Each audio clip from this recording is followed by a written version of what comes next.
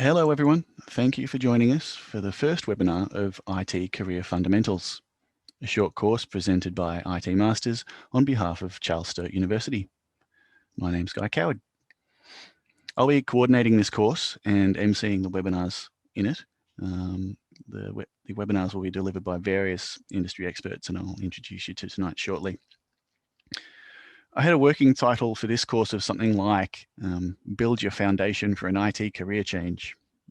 Thankfully, I was convinced to change the title, but the idea that this course can provide a useful first step or next step in an IT career in a time many folk in the labour force already or soon will need to adapt to changing conditions, I think still holds and is important. So we'll focus on building skills in 4 key areas, beginning with networking. And that's Matt Constable's job. I'll introduce Matt, our first expert, soon. Before we begin, just some housekeeping. All webinars for this course will be held at 7:30 p.m. Australian Eastern Daylight Time, with Daylight Savings Time, with recordings made for those of you who cannot attend on a given occasion. Despite the recordings, if you can make it, I really hope you'll attend the live webinars and contribute to that collaborative learning environment I like talking about, and just add to it. We can make it really rich together. Whether webinars are broadly 60 minutes long, but chances are, because these are very broad topics, will go a bit long. Anything that Matt and I touch together at the same time generally goes very long, so that's you're welcome. If you do need to leave, that's okay. You'll have the recording later. We quite clearly use Zoom for our webinars and encourage questions and the use of chat throughout the course. We ask that you direct all questions relevant to course content to the Q&A section, and that you send all administration type questions about dates and times and resource availability, those sorts of things, to Hannah in chat. You can chat with panelists only, as I said, or to your fellow students as well, and you can make that choice by toggling through the drop-down box once you've opened the chat log. We expect that despite the foundational nature of the course, there will be some very experienced attendees who will be really helpful with any queries you might have, might clarify something quickly if you're struggling to keep up with any of the webinar content, and they always have useful insights. We'll have Q&A sessions periodically tonight, or if a question is particularly relevant, I'll interject during the weekly discussions, and we'll probably have a longer Q&A session at the end of the webinar. For those who have never taken part in a short course with us, and I hope there's a fair few of you, welcome. IT Masters is a training organisation that exists as a partner to Charles Sturt University, who we work with to create and deliver a number of postgraduate IT courses. We also market these courses on their behalf and hope that the best way to do that is give some of it away free. If we do a good job, then students will be encouraged to enrol in the full Masters if it suits them. With that said, I really hope this course is going to be a useful and rewarding exercise in its own right. We want you to learn some interesting information, hopefully have a bit of fun, and make some connections with fellow students. It's probably a good networking chance because we have 3,000 people enrolled in this course. So have at it in the forums. Hannah's around in an administrative and technical support role for IT Masters. She's responsible also for the learn.itmasters.edu.au website, which hopefully you've been able to have a quick look at. That's the course page, or Moodle. I use the terms interchangeably. And that's where you find all of the materials for this course, readings, discussion forums, and quizzes, the course exam. If you have any questions about that, chuck a question in the Q&A and I'll answer it at the end of the webinar, or there's some contact details if you need them. During the week, I'm going to add a recording talking about Charles Sturt University broadly, and that'll hopefully give you an idea of what studying with us is all about, and how these short courses can help you in completing a postgrad course if that's something you're keen on. If you have any questions about that, maybe chuck them in the forum or hold them over, and I'll answer them in later webinars. But if you want to get in touch, please don't hesitate if you're ready to go for it. Time to introduce Matt Constable. He's a lovely, talented, and very interesting teacher, academic, and trainer. He has enormous expertise and experience in networking, IT security, and working with IT masters in Charles Sturt University. He's run many a free short course in my time too, which I think illustrates perfectly how patient and generous he is. Please welcome him in the chat. It's nice to be working with you again, Matt. Let's say good day. Thank you very much, Guy. Excellent to be working with you and Hannah this evening. Thanks for those kind words. I must admit I had a bit of a giggle when you said that anything you and I do together usually goes long. I'm figuring that this will probably be no different, but we'll see how we go. So welcome everyone. Thank you very much for your attendance. This is a real pleasure for me to do these short courses. And this one in particular this evening, although this is a single lecture, if you like, in a broader range of topics, so I won't be doing them all, but this one is particularly near and dear to my heart. Networking was really my first love in terms of a work sense, and I'm very passionate about this area. So you'll see that come through, particularly as we get to the last couple of slides.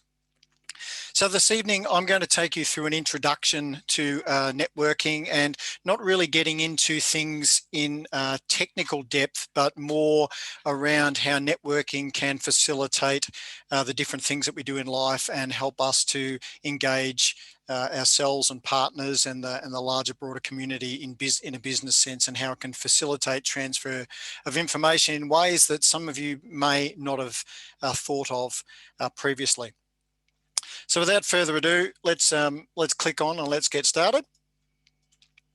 So this particular talk I'm giving this evening is loosely based on a subject that IT Masters runs as part of their Masters program, IT 526 Internetworking Fundamentals. And in my opinion, it's probably the best subject in the whole IT Masters stable, mainly because I take it, but also because it's a very interesting, stop laughing, Guy, it's a very interesting topic. As it says, part of the Masters of Networking Systems, Networking and Systems Administration, the Masters of Management as well. The objectives tonight, so I'll leave them there. These are in the slides that you've got that are on the portal for you to look at. So they're the objectives tonight. We're going to talk about multiple networks, how they're used in everyday life, explain what a topology is and the different topologies that we use in small and medium-sized businesses. So we're not going to talk too much about service provider, although we will touch a little bit on that, and I'll explain the differences between those.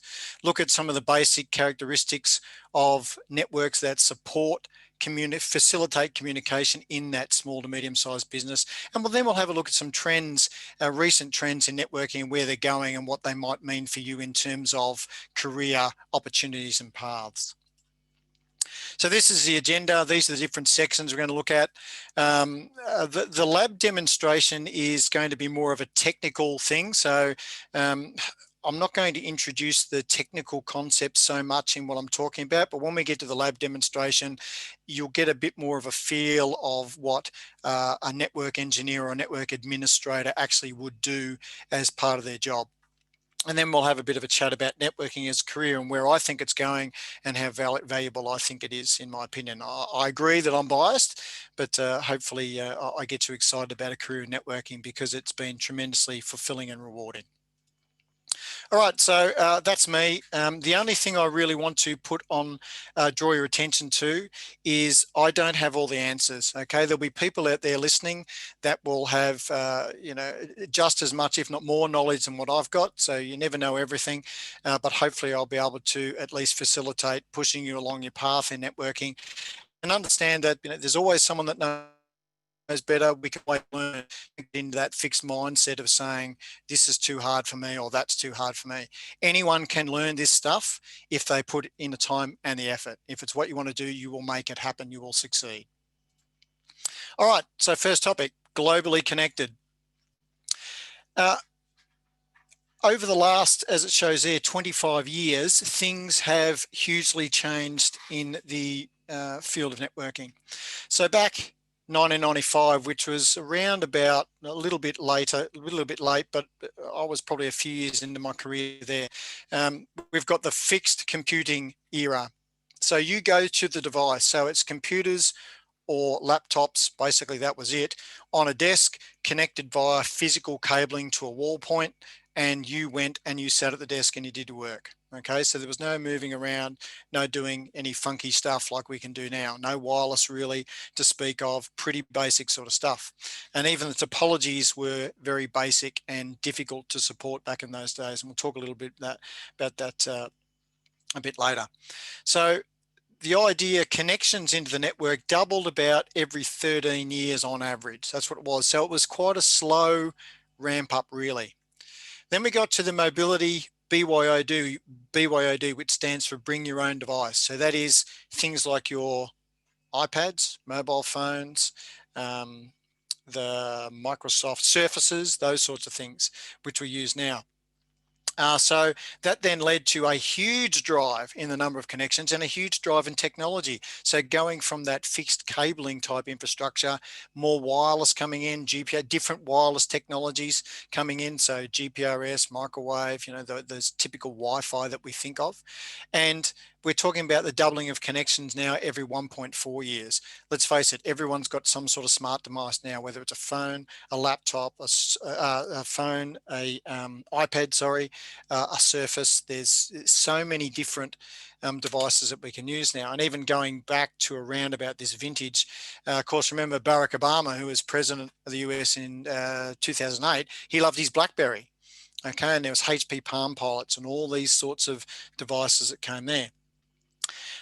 Now we're getting towards, the Internet of Things. So the Internet of Things, although it's been around for a while, probably hasn't taken off as much as what a lot of people may have thought.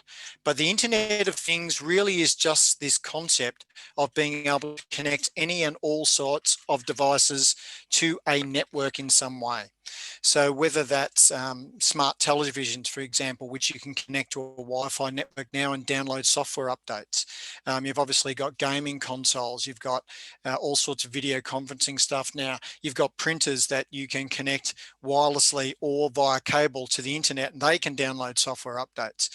You've got refrigerators that will connect to the internet for software updates, potentially do ordering on your behalf in some context. So there's a whole range of things. A friend, my father, for example, has got a pacemaker, okay, and he's got a little machine by the side of his bed that charges, that if he gets close to it, charges his pacemaker, but it also takes information off that pacemaker and sends it via the mobile phone network back to the hospital. So he doesn't have to go to the hospital now even for checkups. Okay, so that's an Internet of Things type concept. And the connections into the network are now doubling, at an exponentially quick rate. So now we're rapidly getting towards that Internet of Everything. Okay, where literally everything can be connected to that global network, which is kind of astounding when you think way back when, late 80s, early 90s, when ARPANET and the internet first started to become a thing. It was really just a couple of academic or military hosts talking to each other, and that was it. And now, it's a global connected network which any man and his dog can connect to. There's a huge amount of information available. It's just an amazing, amazing thing that's also got many dangers attached to it as well. But it's going to be really interesting to see how we go over the next 10, 15 years. I think you'll be quite surprised. Even I'll be surprised, being in the industry for a long time, be surprised at how far it goes. So we're improving exponentially quickly. Okay, we're getting bigger, faster, more content really, really quickly. And now we literally have a global community. So in this graphic, we've got a telepresence system. So you've got people on the far side of the table basically coming into a meeting via video conferencing. And this happens every single day, even in medium-sized businesses. And particularly now, I mean, look at the COVID pandemic this last year.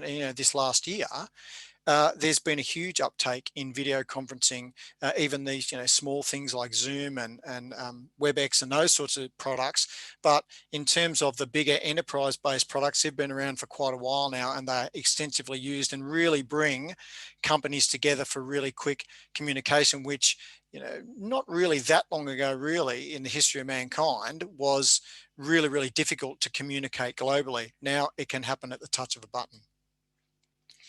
So networking impacts our daily lives all the time. Networks support the way in which we learn, the way in which we communicate, the way in which we work, particularly this year as we're talking about, and the way in which we play. You think of gaming consoles, you're thinking of Facebook and the online, the apps that come on your iPhone or your or your Android device. Okay, they use a network. Everything uses a network to communicate now. So it supports the way we pretty much do everything in our lives. And it really is the foundation of everything we do. And as I said before, I know I'm biased because I absolutely love networking. But at the end of the day, if you were to go around and turn off all the switches and routers, all the networking devices that existed on the planet, everything would pretty much grind to a halt. Industry, politics, the military, hospitals, education, everything would pretty much grind to a halt. I'll give you an example. Years ago, I worked about 7 or 8 years for what is now the 5th biggest bank in Australia. And at that time, we were putting on branches. We were putting on 2 branches a week. As we go, my first year I was there, we put on 104 branches in a year. And we became so reliant, the bank became so reliant on that network architecture that they then stopped using their old processes. So now and most organizations are the same, if their data network goes down, very difficult for them actually to achieve anything meaningful. And it can happen, although there's great resiliency and redundancy built in our business networks nowadays, that absolutely can happen. So there's networks of many sizes, however. So we've got our small home networks, like the ones that you guys are probably on now listening to me. I've got my, my DSL Wi-Fi connected modem connected to my Cisco router, which goes through my firewall. I've got some access points. So it might be a little bit bigger than the average run-of-the-mill type home network, but it's still small. There's a couple of hosts. There's some iDevices. There's a couple of laptops, my wife's, my laptop, the kids' MacBooks, okay, connected to that, and away we go, a nice little small network. We then got the small office, home office type network, which is, maybe someone runs their business from home. So they might have a little server with a slightly bigger internet connection and a switch to connect themselves into the network, maybe a little bit of wireless, maybe not. And the smaller office. Okay, so up to what I would call a small office, up to around about 50 users. And then we've got the medium to large network, so 50 plus users up to many hundreds and maybe thousands in a single campus or single area. And then the worldwide networks, which obviously includes the internet, but also can include just the global private networks of really big corporations. So there's 2 really types of networks, well, I'll preface this by saying there's multiple ways to classify what we call networks. One of the ways we can classify it is by what is provided or how information is provisioned within that network. So the first one is a client-server type network. So a client-server network is where we have servers, so like a file server, a web server, email server, could be any different types of servers. In this case, we've got 3 separate servers. In this one over here, we've got them all in one. And then we have a number of clients that connect to those servers for those services. Okay, so that one's file, that one's, apologies for my horrible writing. That's your email client there. So that's one basic type of how networks can service your client. So client server, so a central repository of information, central store of information, and multiple clients will connect to it. So that's a client server relationship. And we'll talk about why that's good and why that's advantageous just in a minute once we tell you what the next one is. We can then have peer-to-peer networking. So peer-to-peer networking is where we simply use either the wireless card in your laptop, for example, or Bluetooth or some other short-range technology to connect a couple of devices together in an ad hoc sort of way so they can share information. Or, for example, AirDrop on iPhones is an example of a peer-to-peer network. So if you get close, if you've got AirDrop enabled on your iPhone, you connect to another iPhone that's also got it enabled and you've got the appropriate restriction set, you can transfer files to them, they can transfer them to you. That's a peer-to-peer network because we're going from one host directly to another. Whereas in that client server environment, all the information is stored on the server and all the clients connect to that server to get that information. There are advantages and disadvantages to each. And interestingly enough, as you would expect, the advantages of one are really the disadvantages potentially of the other. So in terms of peer-to-peer networking, because it's really simple and it just uses a short-range technology, it's really easy to set up and it's not very complex. It's also not very expensive because the devices come with that technology already built in. So it's really, really cheap. And it can be a really simple way to transfer files between two parties really quickly. So it's nice, simple, easy, which is sort of the opposite of client server. Now, client server can be easy to set up, can be relatively simple, and can be relatively low cost, but it can also blow out the other way and be really difficult, really complex, really high cost, because it's got that ability to scale to huge numbers. And you can see that as one of the disadvantages of peer-to-peer. It's not scalable. Okay, if you wanted to connect 100 hosts via peer-to-peer networking, it would be an absolute nightmare. Okay, there would be just way too much for each individual device to be able to handle. So it doesn't scale. It's also not as secure, okay, because there's not intrinsically, with a client server type arrangement, the server can have all sorts of security restrictions on that particular device, which prevents it from sharing the information to those who shouldn't get access to it. Whereas something like AirDrop, for example, just using it as a simple example, can be obviously, it can be accessed accidentally or inadvertently. I mean, I've done it before where I've had AirDrop on and I've received a file from someone I've got no idea who they are. They're just someone passing by and suddenly file's on my phone. So that has happened before, and that can happen. So they're not quite as secure as a client server networking. As I said, they're not scalable. There's no centralized administration either. On that client server type paradigm, the server is a central point of administration. That's where all the user accounts are set up. That's where all the security is set up. That's where all the files, printers, other devices that are shared are configured and stored. Okay. Whereas in peer-to-peer, each person or each device has the ability to change restrictions, to change access, to share files. So it's no centralized administration.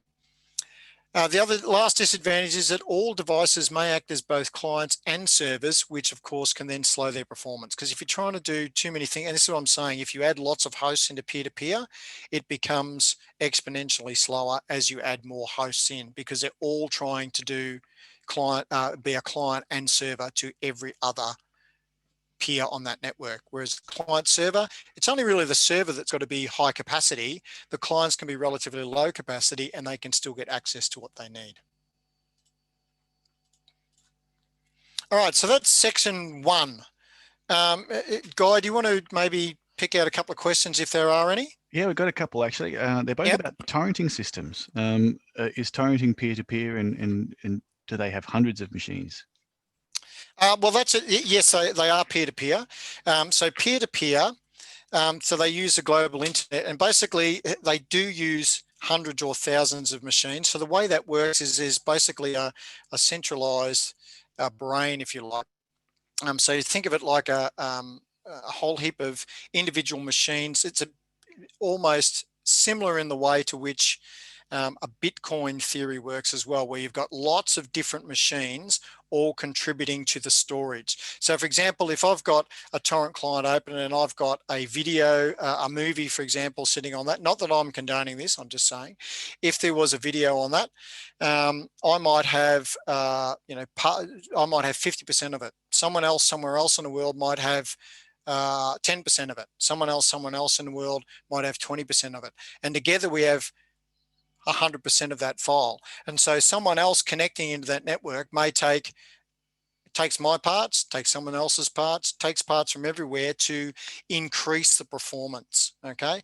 So if I've got 100%, that's fine. I can sit there and I can share that out and people can come to me and pick bits and pieces off me. But at the same time, I don't have to have all of the file before I can start sharing it as well. So it helps to speed up the distribution of files by just sharing what you have at the time. So that's a good question. Well done. And then last one for now. We'll go, Ron, isn't a home network peer-to-peer? Not necessarily. It can be. For example, my home network, I've got a switch.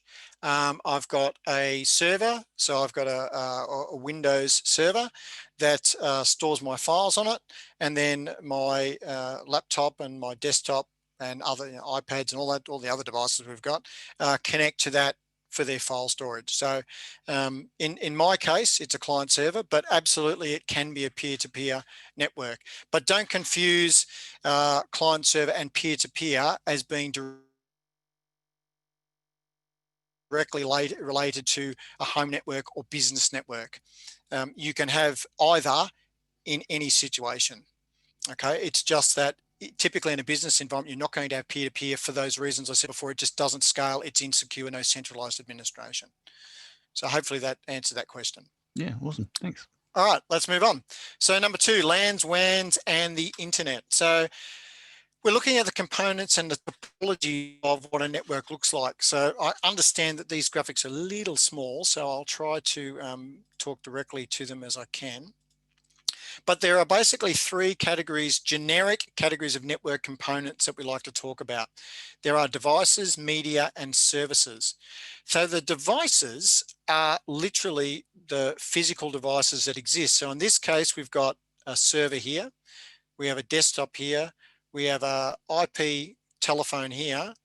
That's a switch. And then we've got some routers in the center of our network. Now, if you're not really sure what these, particularly what routers and switches are, we'll talk about that shortly. I'll give you a bit of a brief overview on that.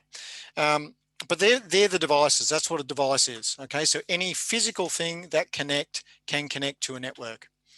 The media is the cabling or the carriage system that transfers the information over that network. So it could be copper cabling. It could be fiber optic cabling. It could be some sort of wireless technology. So it could be Wi-Fi technology that we all commonly talk about, know and use and love. It could be some sort of GPRS. It could be microwave. It could be satellite. Okay, and there's various other technologies that fit under those generic umbrellas, which we haven't got time to go into because it'd be a whole short course on its own.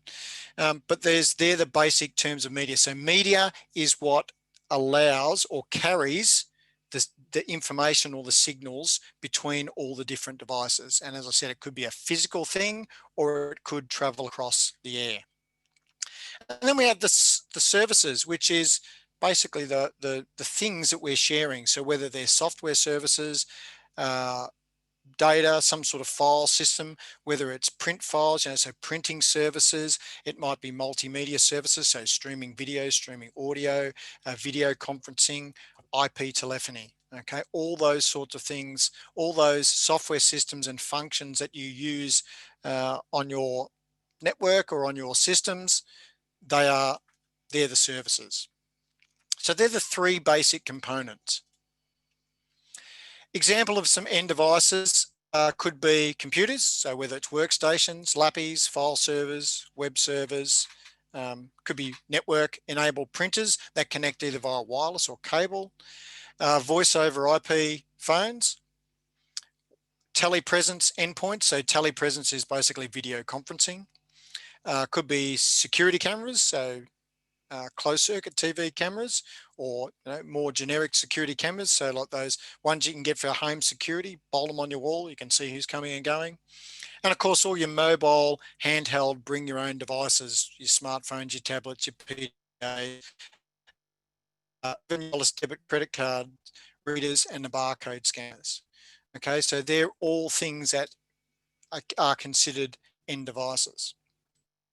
And in fact, in terms of the Internet of Things and the Internet of Everything, then that grows exponentially again. So things, as I was talking about before, like my dad's pacemaker machine, that would be considered an end device. A smart television that gets its software updates from the internet is an end device. So a number of examples like that. Network infrastructure devices. So these are still devices, but these are things like switches and wireless access points that allow people to connect to the network. So they're network access devices. So they give you access to the network via some way, whether it's plugging the physical cable in or coming in over the wireless waves. We then have internetworking devices, which are the routers. And these are basically the brains of the network that determine which path or which direction your information or traffic goes. Okay, so they're the guys that build the roadmap for your network and direct your connections around the place so that they get to the endpoint successfully, so that your request for the web page you're looking for successfully gets to the web server, which could be over across the other side of the hall, or it could be across the other side of the world. So routers are responsible for that networking process, building that roadmap, building that connection between the two endpoints. And then of course we have security devices, of which firewalls are one of many different security devices that you can implement. So there's intrusion detection and prevention systems. There's also other devices such as load balancers, which enable you to control the amount of traffic coming in and out of your network, so enhance your performance. There's lots of other devices that, again, we could probably spend a whole short course just talking about those guys as well. The network media is typically less glamorous, or there's less of a range. So we've got copper cabling, which I dare say all of you would have seen these at some stage. So this particular graphic here is just one of these copper cables that's had the sheathing taken out, just to show the number of wires that are actually in it. So it's very difficult to see, but there's actually 4 pairs of wires. So there's a brown and brown-white pair, a blue and blue-white pair, a green and green-white pair, and an orange and orange-white pair. And how those cables are structured determines, so how they're mechanically built determines what standard of cabling we might be using. We've also got fiber optic cabling, which is basically a glass fiber that's within a protective sheathing, and it transmits using light. So copper cabling uses electrical signals, ones and zeros made up of electrical signals. Fiber optic uses beams of light. Fiber optic can extend a lot further than copper for some physics type reasons and electrical type reasons, which again is probably outside the scope of basic networking fundamentals. But fiber optic can go a lot further and potentially a lot faster as well, can hold a lot more information, which is surprising given that the glass fibers are literally, not much bigger than a human hair. And then we've got our wireless, which hopefully will be familiar. You might not be familiar with these particular devices here. So there's a couple of CISCO routers with, well, so they're both CISCO routers, but they've got wireless access cards or services modules in them. And then this is a little, a camera, a wireless camera. So the representations, so how you might see these in network diagram, and this is, I only put this slide in because when we get to the lab demonstration, you'll actually see this, some of these particular bits and pieces. So this is really just for reference. I won't spend too much time on it. That's for reference for you to have a look at. So when you go back and look through the recording and look through the resources, you'll have a bit of understanding of what you're sort of looking at. Topologies, so topology diagrams, there's 2 ways in which we can classify our topologies. We can write them down physically. So what a physical topology diagram shows is how things are actually connected via cable. Okay, so in this case, we have some desktop classroom, some classroom desktop machines. We've got some hubs. Wow, that's using, okay. Using old terminology, but what it effectively means is a collection point for all the devices in that classroom. And then they all physically connect back to switches, which then connect to a router, which goes off to the internet or to the area where the servers sit. But that actually shows the physical cabling. So actually how it's cabled up through the wall, through the desk points. The logical topology is just that. It's just a logical representation of the physical topology. So you can see this is basically the same diagram over here. It represents the same network as this one over here, but it's a lot cleaner, a lot simpler. It's also got the addresses on it, the IP addresses on it. So the addressing for the group, but basically it gives you that cleaner version. The physical cabling is more for the tech heads to look at, to have an understanding. So if something breaks, we know where to go and look. The logical is also for the tech heads, of course, because it's our network after all, but also to hand down the chain to potentially other technical departments. So you might send it off to the mid-range guys, so server systems, to the mail server guys, to the internet server guys, you know, wherever you want to send it off, to the telephony crew, and then they get an idea of how the network logically sits together. So this is all about building up documentation that provides you with a diagram of what your system actually looks like. So when things go wrong, it becomes a lot easier to troubleshoot, to maintain, and to protect. So types of networks, again, so we talked about client server and peer-to-peer before, yeah? So now we're talking about the ways in which the infrastructure can connect, so the ways in which the devices, both from an endpoint, so desktop computers, laptop perspective, and also from a network switch and router perspective, how they connect together. So the two most common are local area network, otherwise known as LAN, and that's the way I will refer to it from this moment forward, and wide area network, which is WAN, okay? There are other types of network as well. So metropolitan area network, which is basically a connection of LANs within a small geographical area. So it might be within a CBD or within a single city. Okay, once it starts to get outside of that, the connection of the network turns into a wide area network. So if we think of a LAN as being generally within one building, okay, so whether that's a multi-story building or a single building, the LAN will generally be within one building. A metropolitan area network is where we connect, you know, multiple buildings within a metro region or a city together by different technologies, and that again, they're high speed, but they're different technologies. That's metropolitan area networks is typically fiber. Local area networks is typically copper or wireless. Okay, so metro area, a little bit bigger. We could also add in CAN, which is campus area network. So a campus area network is, if you think of like a university campus, you've got multiple buildings with local area networks in each building. We connect those buildings via short haul fiber. So in other words, a short length of fiber optic cable, because they're not very far apart. That then builds that as a campus area network. A metropolitan area network is on a slightly bigger scale. So you might have a building on the corner of one block, and then 4 or 5 blocks, city blocks later, you've got another building with another LAN on it, and you want to connect them together, and you connect via a metropolitan area network. But they're similar, much of a muchness. Wireless LAN is the same really as a LAN, hence the wireless LAN. It's a local area network, but it uses wireless instead of physical copper cabling. That's really the only difference. And of course, you can mix and match. You can have a LAN and a wireless LAN existing at the same time. They're not one or the other. They can coexist together quite happily.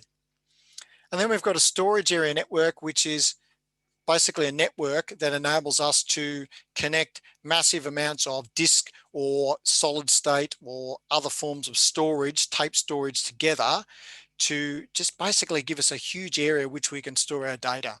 So instead of having servers necessarily, we might just have this big rack of disks, if you like.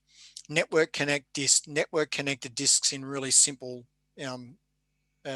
language, and we connect to that via the network to share our files and to do things. So there's a diagram of a local area network. So we've got a server, we've got a switch, we've got some connections. Fairly small, within the one building, one area. A wide area network is where we can blend over large geographic distances. So it could be in the next city. It could be in the same city. Like for instance, I used to work for a place in a capital city. It was a government department, and we had a main office which was in the center of town. There was another office which was about 30 kilometers away in an outlying suburb. Okay, we connected that using a WAN link, because it was too far for metropolitan area networks. Typically don't go that far. Certainly wireless networks don't go that far, typical wireless networks. So it was connected via a wide area network link.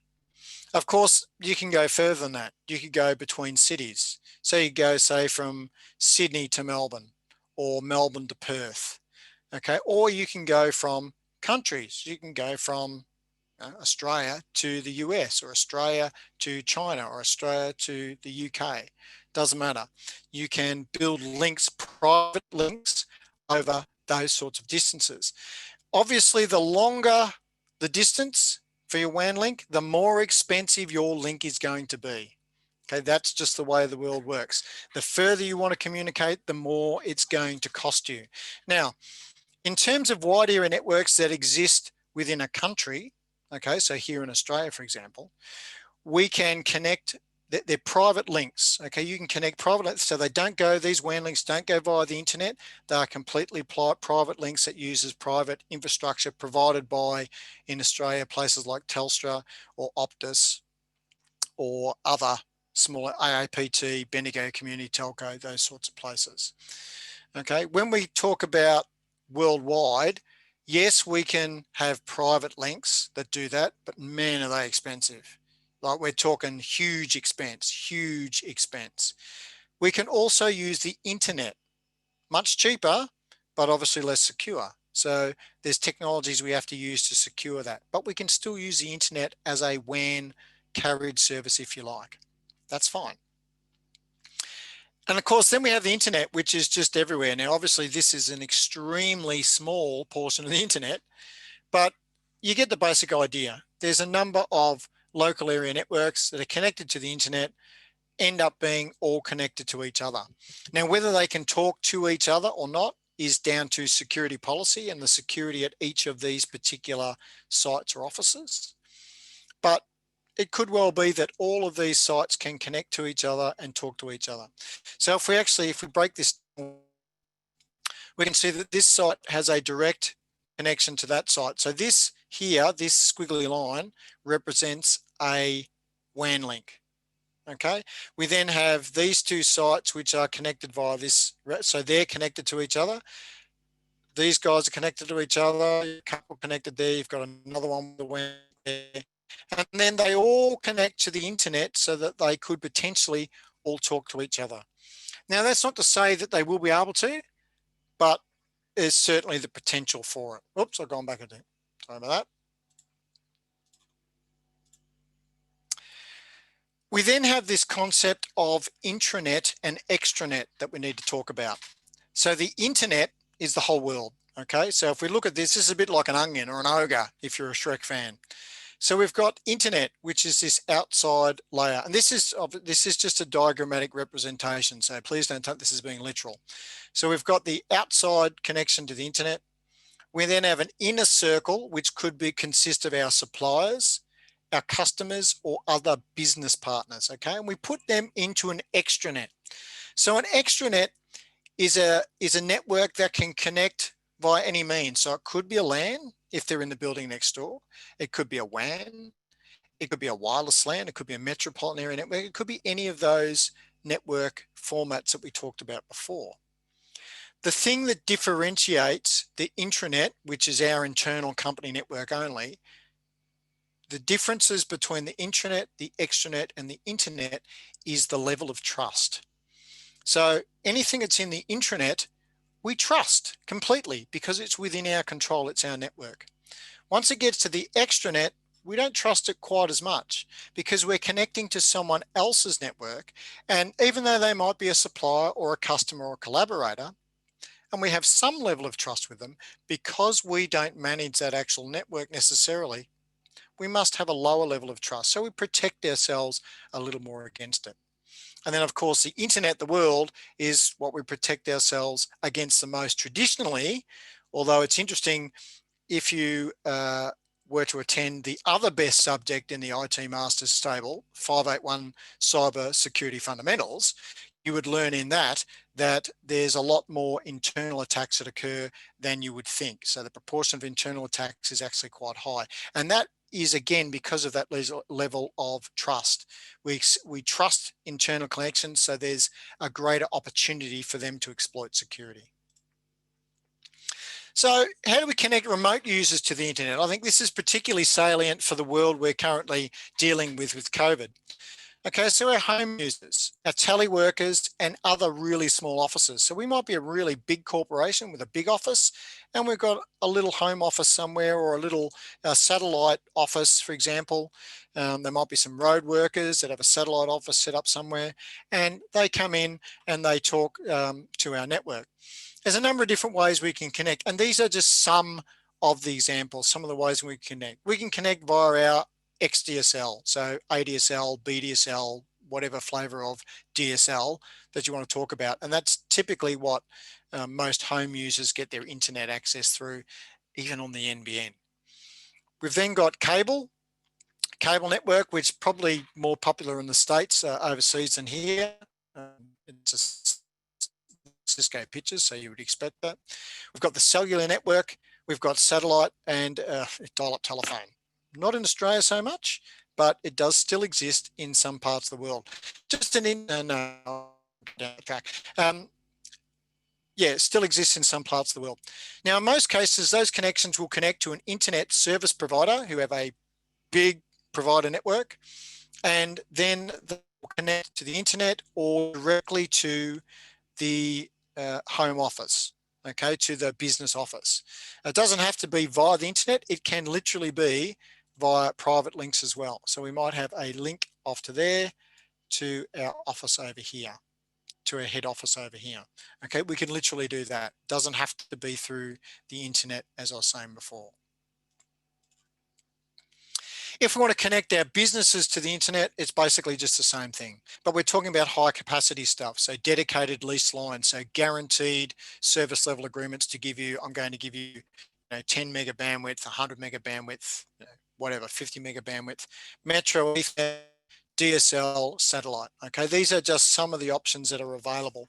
There's a lot more than that, but they're all variations of a theme. Basically, you just pay for a certain amount of connection, certain amount of bandwidth, and the more bandwidth you want, the more you're going to pay. It's as simple as that, really. All right, we've got a couple of questions on that section there, Guy. We surely do. Okay, just a quick one from Mark. What does DSL stand for? How would you describe it? DSL is digital. Digital. Oh God, what is it? Digital subscriber. Thank you. So basically, it's basically just an electrical. It's a standard, so an electrical encoding standard that basically, as you type your information onto your keyboard, it converts it into ones and zeros. DSL is a standard which transmits that information across a physical line to wherever the other end host is. And there's heaps of these different standards. So it's digital subscriber line. So there's different versions of that as well. And there's lots of different standards. So it's really just a method for taking your information and encoding it into a format. So turning it into ones and zeros, basically all that means. So it means taking the A, B, C, Ds, all the graphics, the pictures and whatever else you're sending, the sound files and that, breaking them down into ones and zeros, and then sending it across the line.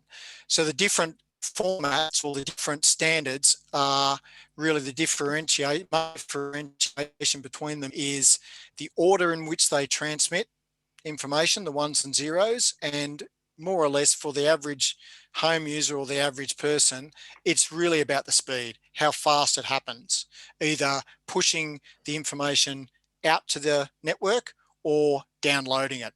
Most of the time, and that's why we talk about DSL. So ADSL, for example, which is asynchronous digital subscriber line. What that basically means is it allows you to upload information to the internet slower than what you download it. So your download's always going to be faster. And that makes sense because when you connect to a web server, for example, you type in, say, www.news.com.au, and you'll fetch their website. The information that you're sending out is simply, I want the web page at www.news.com.au. So it's not much to go out, but then you're downloading everything they've got on that page. So there's a lot. So it makes sense for that download to be greater than the upload. So just think of DSL as being a standard based around transmission of your information, of your data. Oh, another one, Guy, or? Yeah, we've got there's a lot of questions about different media and different devices, but we'll maybe leave them for the end, Okay. if anyone needs them. Nathan's asked though about whether metropolitan area networks use the same intermediaries as a WAN, and if so, why the difference? Same intermediaries. So I think I get what that question's about. So yes and no. In terms of physical cabling, yes. So physical cabling is always going to be copper or fiber. In that sort of take wireless out of it for a minute, because that's a totally different kettle of fish. But for the vast majority of time, whether it's metropolitan area network, wide area network, campus area network, LAN, whatever, it's either going to be fiber or copper. Okay. In terms of the way, the speeds, and the way in which the information is broken down from, from a file into ones and zeros and then transmitted, that varies hugely. So in a metropolitan area network, they're generally high-speed protocols. So you generally use what's called Metro Ethernet. So it's basically no different to the stuff you plug into your desktop when you're sitting at work. Same speed. So same speed capabilities, 100 meg, gigabit, terabit, multi-gigabit type speeds, but across that metropolitan area network.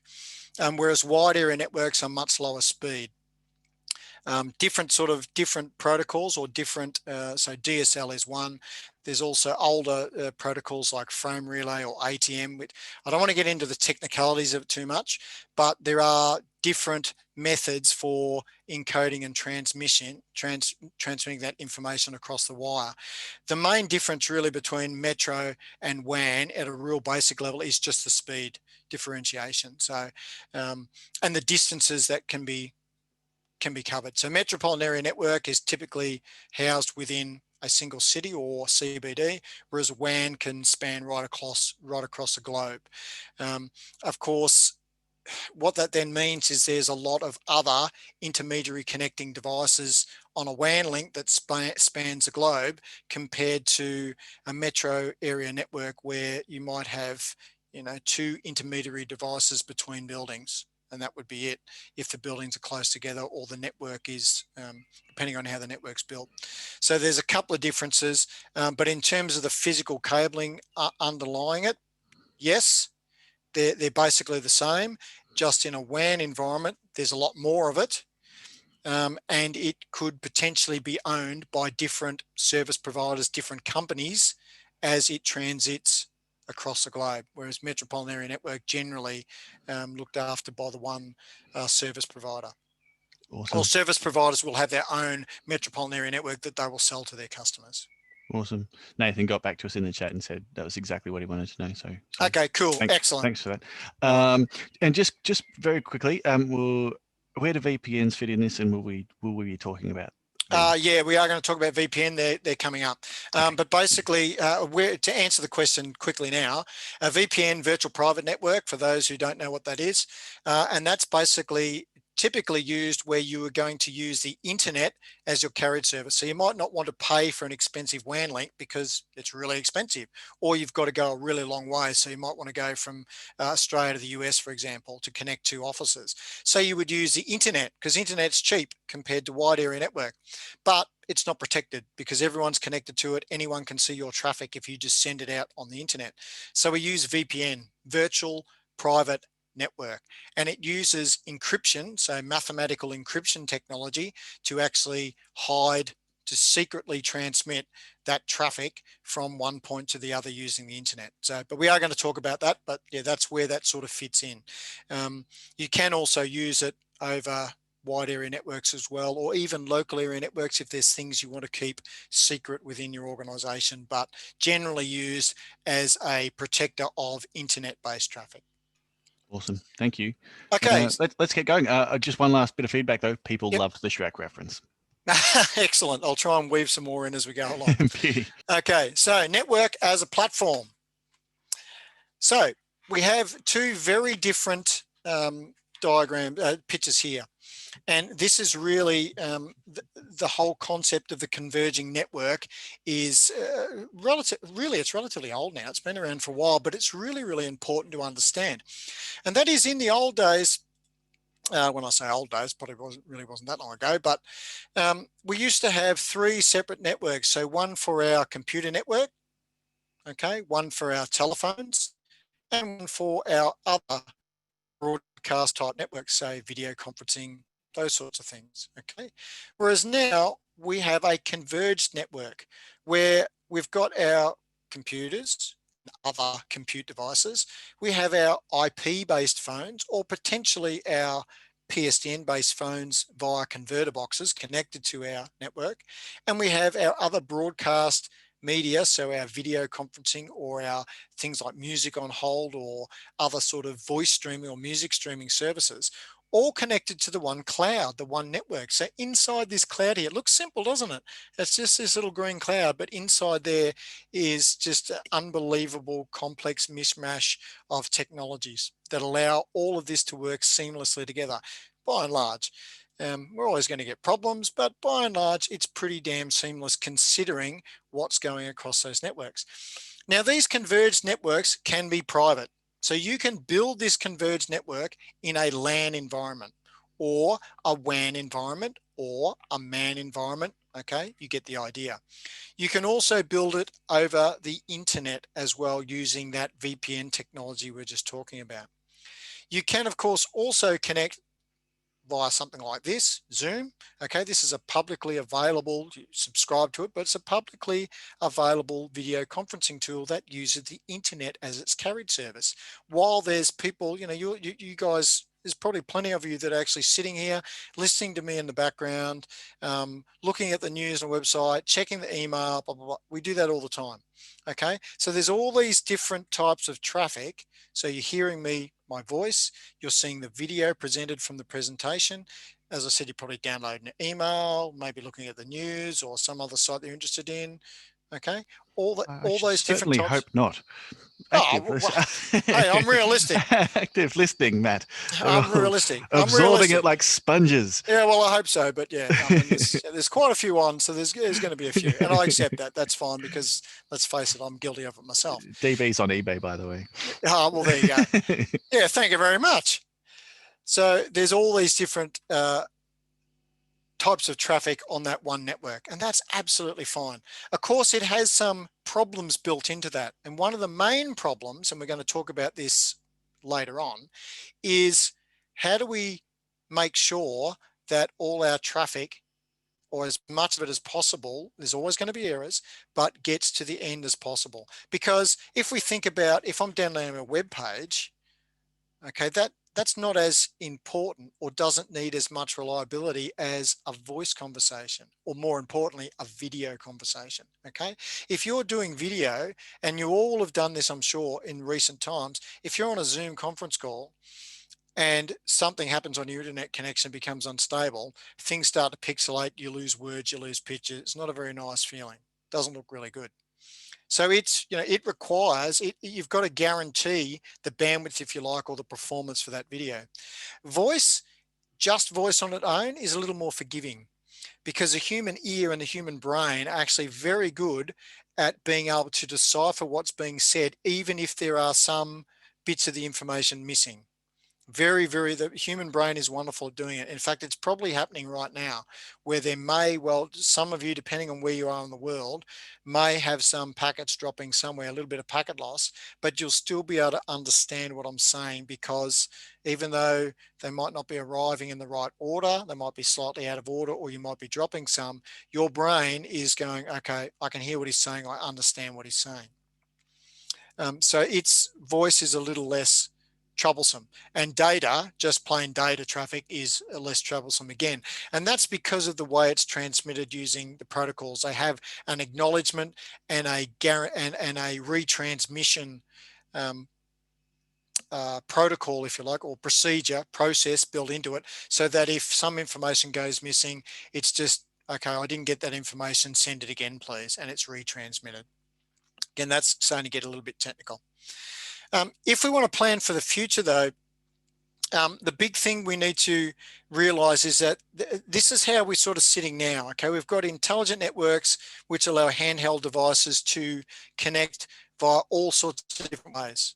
Okay, all sorts of different wireless ways, either through direct Wi-Fi, through microwave, through GPRS, through hotspots, whatever. Lots of different ways in which it can connect. You can connect your iPad, for example, or laptop to the Mac Cafe. And it then, so you've got Wi-Fi to the Mac Cafe then goes via DSL into the internet. You get shocking performance, yes, but you can do it. And then where it goes in the world, who knows where you can get to. Phone networks are also becoming more integrated with data networks. Okay, so everything's starting to collapse into the one thing. Video conferencing is becoming huge, particularly in this pandemic era that we're currently going through. Video conferencing has been a savior. And it's actually, to me, it's actually been surprising in some ways how well the internet at large has actually been able to cope with that vast increase in video conferencing. And then we've got the online gamers, like my son, who loves his PlayStation. He's probably on it now while I'm talking, so hopefully everything's going nicely. But you can see there's more and more being packed into the internet and the networks that we provide, and so we need that high capacity, faster speeds, better materials, better equipment. So leading on to that, there are a number of things that we need to support our network architecture, some concepts, if you like, that we need to support our network architecture. So as we're evolving these different functions and we're starting to pack more into our networks, there are basically 4 characteristics that underline the architecture that we must have in order to meet the expectations of our users and our customers and ourselves in the networks that we look at. And they are fault tolerance, scalability, big one, quality of service. That's an interesting one. I'll get to that in a minute. And obviously security in this internet age. So what does fault tolerance look like? Well, it pretty much looks like that. In a simple sense, this is really what fault tolerance is about. We have a number of sites that are connected together. Okay, so we have 2 links from LA to our Phoenix office. We have 2 links from Houston to our Miami office. We only have 1 link going from Phoenix to Miami, and we have 1 link to Houston and LA. Okay, and you might think, well, there's a single line of connection between these 2 sites. So what happens if that link breaks? We lose connection between Los Angeles and Houston, don't we? Well, no, we don't. We lose that direct connection, but Los Angeles can still, if the network's set up by a clever network administrator, will still be able to go via Miami to get to Houston, or he may go via Phoenix to get to Houston. Okay, so there's that built-in fault tolerance or redundancy built into that network. So you could see, you could potentially have, or if, for example, all right, let's say what happens if this link went down for Phoenix and that link went down over to there. Okay, so now LA is isolated from Phoenix and Miami, correct? No, he's not, because he can go to Houston and then get to Miami, or he can go from Houston and get to Phoenix. That's interesting. We're getting a sinus rhythm on our lines as I draw them. It's interesting. So my computer's alive. So we can connect via those multiple paths. Now, obviously, if we have a catastrophic failure and a whole heap of those links come down, yeah, okay, we're in trouble, aren't we? But at the end of the day, the redundancy that you have is going to be determined by how much money you have to spend. So if you have no money to spend on redundancy, you get a single link. If it goes down, okay, you don't get access. You throw lots of money at it, you get more redundancy. It really is just as simple as that. This is another example of redundancy here. So in this case, we've got, and don't worry about the T1, that's a transmission. That's like a DSL, but it's an American thing, T1. So that's a connection into the internet. We've got 2 firewalls, we've got 2 routers. Don't worry about the other terminology. That's a little bit technical. And we've got a couple of switches which go through to our clients. So you can see that our client, now this is interesting for 2 reasons. One is that if we load balance, there is the potential for both of these circuits to be active at once. Okay, both of these pathways to be active at once to give us a bit of load balancing. So that means that each switch, router, and firewall is not fully loaded. So you might spread the load between them. However, in a purely redundant situation, all we're worried about is, all right, let's say this is a primary link up here, and away we go. If for some reason this switch dies, it goes down, then we can transfer to this area and go that way. Okay, now, what happens though? What happens if, and this is again showing you a limitation based on money. Okay, so let's say this this switch goes down. Okay, so we can't go this way. So our clients start to go this way, but then this router dies. What do we do then? We're in trouble, aren't we? Because we can't reroute, we can't take any of this traffic and pass up through here because this switch is out of fashion. It's gone, it's dead. Even though this router might be working, this firewall might be working, this link might be working, we can't get through. So you can see, even with redundancy in this particular environment, this particular drawing here, there is still the limit. Okay, there's still a limit on how far we could go. So just quickly, how could we fix that? We could potentially fix that by doing this. Putting in a couple of links between these two switches and those two routers. So if that switch was to go down, we would send traffic this way. If that router was to go down, we would then send our traffic up that way.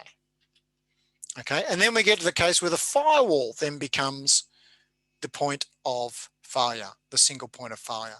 And again, we can put multiple links in there and away we go. So again, it's just going to depend on how much money you want to spend, how much redundancy you want, how much you're going to accept in terms of risk.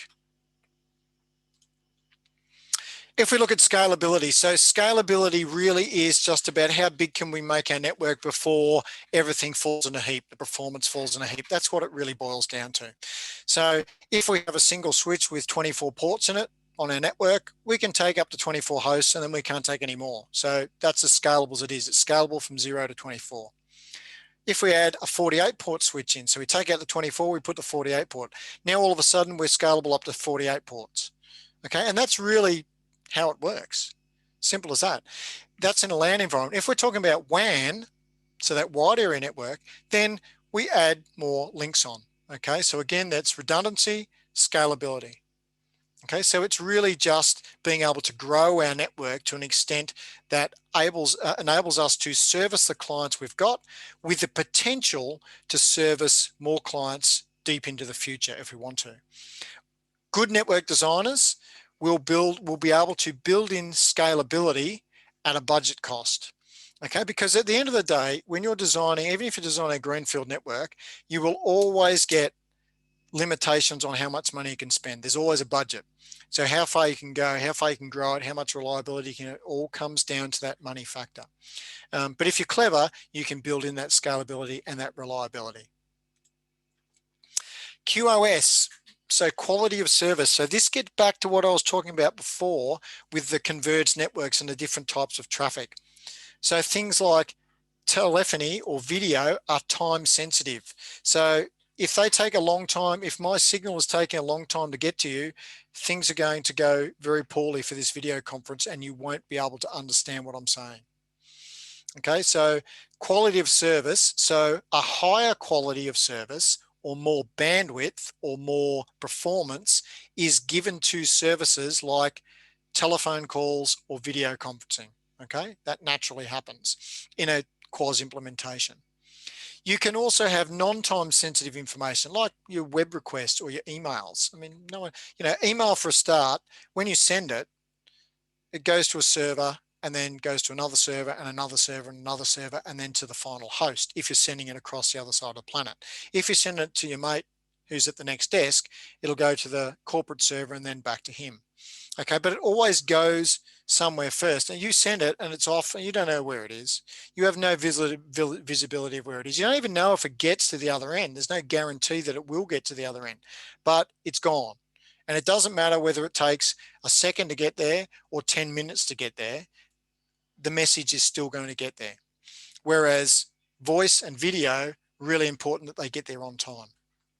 You might also have highly important information or transmission for your particular environment. So let's say, for example, you've got voice and video, they get the highest amount of service, the best level of service. You then might have some database operations, okay, which are constantly running all the time. And if they don't happen within a few seconds, databases will get out of sync, corrupted, big nightmare, have to go to backups, terrible, terrible, terrible. So in that case, you would give a higher level of priority to that database traffic. Okay, so it's more likely to fit within the parameters. And I'll give you an example of that. Building contact centers, so call centers, okay? In a particular vendor's implementation, for redundancy, you would have 2 servers. And then between those 2 servers, you would have a physically connected link. Okay, and that physical connected link, it might be, you know, a WAN link, or it could be a local area network, but there's a fixed, what's called a latency across that line that it can have. So that is, there's a fixed time delay that the contact center product will tolerate before things will break. Okay, so in that case, it was a dedicated line. Okay, so in that case, when I was working at Sphere and we were putting those contact centers together, we would have a dedicated line that only took that. But it could potentially be run over a higher speed network like a LAN or a metropolitan area network. But in that case, it would need to be given a higher level of priority. So a higher level of service, a higher level of performance, and quality of service allows you to do that. It also allows you to drop undesirable communication. So if there's something you don't like, you can just throttle it, what they call throttle it. So you give it nothing and it basically dies a natural death, disappears, can't get through, and it's just dropped. So quality, the other key thing about quality of service is a private network concept. So quality of service, and we do quality of service by basically what we call coloring or marking the packets or the information as it comes through our network. So we give it, you know, so we say blue for highest priority, red for next priority, green for next priority, black for no priority, for example. Okay, and it's a concept. That's not actually how we do it, but that's a concept of it. Now those colors, if you like, when traffic's sent out on the internet, they're totally no quality of service over the internet. And the reason that is because the internet is a decentralized network. So there's so many different companies connected to it, managing it, that there is no possible way that you could manage all the different quality of service recommendations and requirements for every possible network that's connected to the internet. It's totally unscalable, not possible to do at this time. So just keep that in mind. Quality of service is a private network thing only. And the other thing is network security that we need to provide. So that's to prevent theft, criminal activity, competitors getting intellectual property. You know, that's, you know, getting nasties into your network. That's what security is about. That's obviously really, really important as well. So questions on that quickly, Guy? We've got a couple of questions there. No, not about that really. Oh, well, that's disappointing. Oh, here we go. Gaston just sent one in. Is quality of service configured per device? Yes. So it's configured at every hop along the way. So for example, if we have 2 IP telephones connected to 2 separate switches, and there are multiple connective intermediary devices, say routers, in between them, then quality of service is configured at each hop along the way. So the phones will color their voice traffic. The switches will adhere to that. They'll say, okay, this is voice traffic coming in, we'll prioritize it. It will send it to the routers, and the routers will be configured to prioritize that traffic as well. So yes, it has to be configured at every hop along the way throughout your network. And it's not actually as bad as what it sounds. It's a bit of a nightmare to manage initially, but once you get it set up, it's actually quite good. Gee, So yeah. really good question. Really good question. And Stefan's asked, is ISP providers giving more speed to higher paying customers a type of quality of service, or is that yeah, well, that's the way. Yeah, that's right. That's the way they deliver it. They also do it using load balancing and various other tricky, sneaky techniques to allow people to think they're getting more bandwidth than what they are. So service providers obviously have really big pipes, if you like, really big network connections. So, and they divvy it up amongst their customers. So yes, you could think of that as a form of quality, or more correctly, it's a service level agreement. So it's an agreement that the provider puts in place to say, I will guarantee that I will give you this level of service, whatever that is based on your agreement. And again, the higher level of service they want, the more you're going to pay. But quality of service actually as a QoS thing is actually a technical implementation. Awesome, thanks. All right. As promised, we're running long. Yeah, I knew we would. Sorry. No, I'll try and please. speed it up. I'll try and speed it up. No. I honestly, with the recording, Matt, I just say the more free content for people, the better. Thanks for your generosity. No worries at all. But if anyone does need to leave, that's okay. We'll have a recording for you within 24 hours. Always recording. All right, so let's move on. The changing network environment, new trends. So some of the top trends the last 5 years or so, probably a little bit longer really, but anyway, BYOD, bring your own device. So we know what that's about: iPads, phones, laptops, blah, blah, blah. So instead of your business giving you a device, you just take your own. Okay, there's security things around that, yes, but we don't need to digress down that path. BYOD is becoming more and more popular because then people can use their own device of their choosing that they feel comfortable with, rather than being given a device which they might not necessarily feel comfortable with. Online collaboration, so more people getting together to collaborate and work on projects together, particularly big in academic research. Video conferencing, of course, Zoom, really big, obviously, with what's going on at the moment. And lastly, cloud computing, okay, which is not the nasty thing that some networking people think it is. So BYOD, basically just the concept of any device to any content in any way is what we're talking about. Okay, so it's a major global trend, and it requires significant changes in the way our devices are used and the way they've been developed over the last 5-10 years. And that's BYOD, basically being able to take your own device wherever you want, connecting to any network, public or private, being able to connect back into your office and work from wherever you have a valid network connection. Okay. And it's only going to get bigger, particularly now that a lot of people understand that working from home actually isn't as bad as what it seems. For years, we've had lots of companies saying, oh, well, we'll look at the work from home thing, look at work from, because they like to have, everyone under the, in the office so everyone can see what everyone's doing and easy for collaboration, blah, blah, blah. Make all these reasons for doing it. But the fact of the matter is, with the internet now, we've proven, I think, the proof of concept has been, unfortunately, because of this pandemic, but we've seen that working from home is definitely doable. Now, that's not to say it's going to work for every industry. It's not going to work for every worker. There are people who will take advantage of it, obviously, but it can work. If appropriate controls and systems are put in place, it can work, and it can be relatively cost effective. The other interesting thing about that is if you talk about, all right, now people are going to be working from home more potentially, what happens to all the office spaces that now are vacant or will potentially be vacant? So a whole other discussion for another day, obviously, but it's an interesting offshoot to it. Online collaboration. So we're talking about IP phones. We're talking about mobile applications. We're talking about our instant messaging and our social networking, if you want to call it that. We're talking about online conferencing. We're talking about telepresence. So just really the ability to get large groups of people mobilized on single projects through the use of technology across a global landscape. That's what it boils down to, online collaboration. Huge trend, not going to get any smaller. This is the way it's going to go.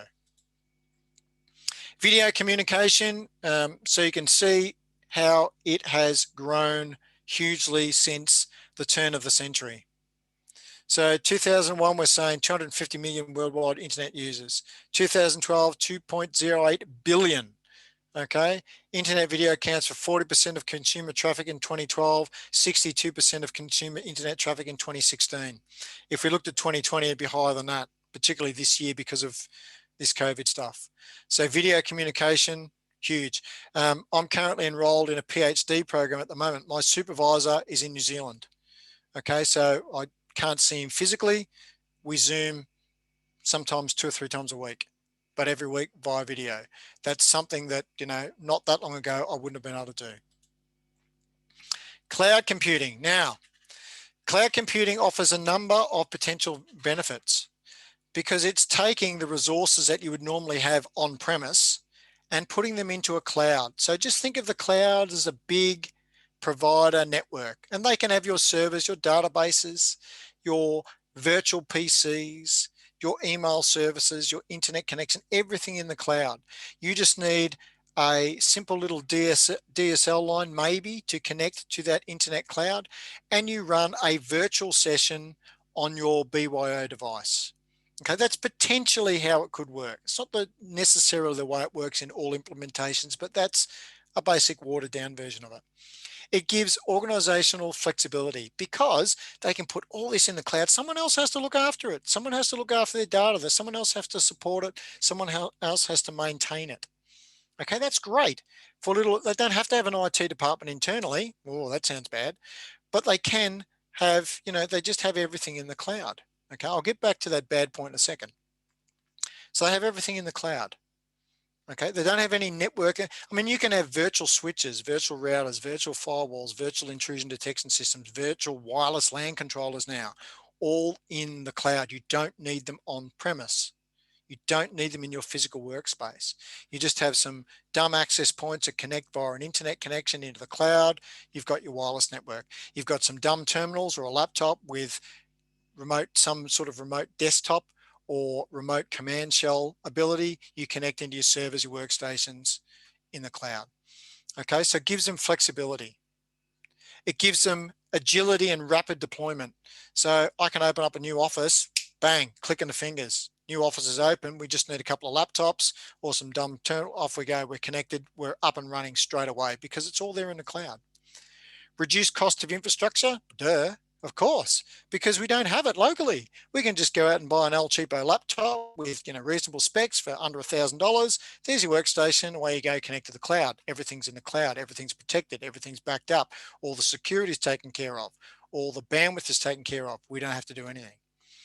And it allows us to create new business models. It allows us to be agile and move with the times really, really quickly because we don't have any of that infrastructure and capital outlay.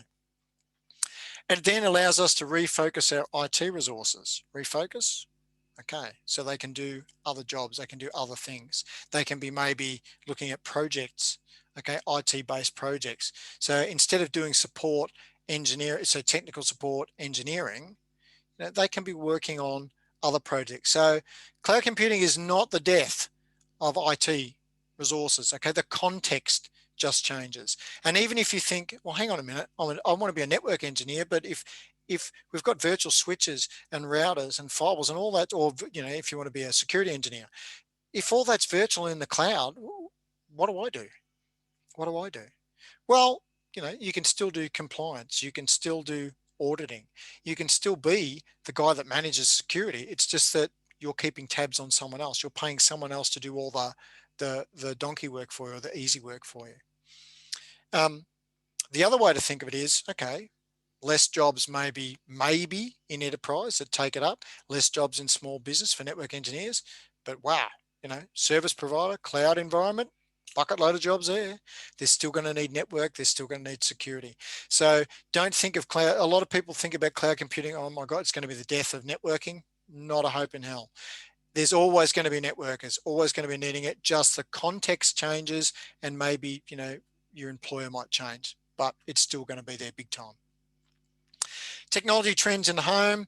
So we're talking about that smart home technology. So the ability to be able to use your iPhone as you're pulled up on the side of the road, because we never look at our iPhone while we're driving, and being able to connect to your home automation system using an app over the internet and turn on your heater before you get home because you don't want to be cold. Turn on your electric blanket because I'm going to go snuggle up in my warm bed when I get home. Close the curtains. Put up the roller door. Turn on the TV. Put it on the cricket or the footy or the baseball or whatever it is you want to watch. Okay, so all those sorts of things can be done via these smart home technologies. Really, really starting to get very, very sophisticated in what they're capable of doing. Wireless broadband, again, That's another trend which is becoming more and more useful, particularly in regional areas. Not quite so much in metro areas, although there is components of it obviously, but regional areas certainly. And then network security. Okay, network security, like I said before, network security, it's never going to die. It's always going to be needed. It is a huge part of the IT sector.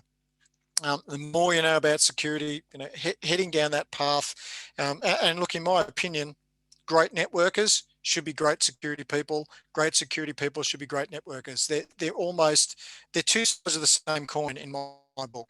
Okay, I guess I'm a little bit biased because working up, I've done the desktop support, I've done the server support, I've then I went into a little bit of networking, and then went into security and came back to networking, bounced between the two, and then ended up in both, and then IP telephony and wireless and all these other things coming about over the last 25, 30 years.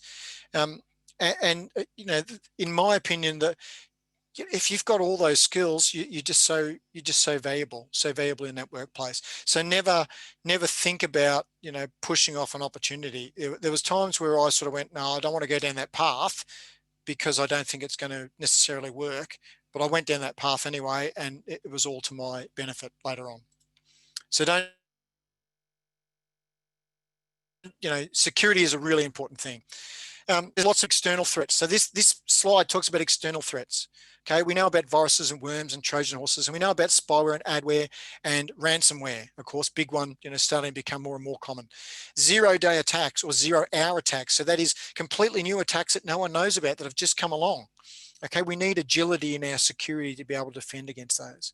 Hacker attacks, so people trying to steal our information, our intellectual property.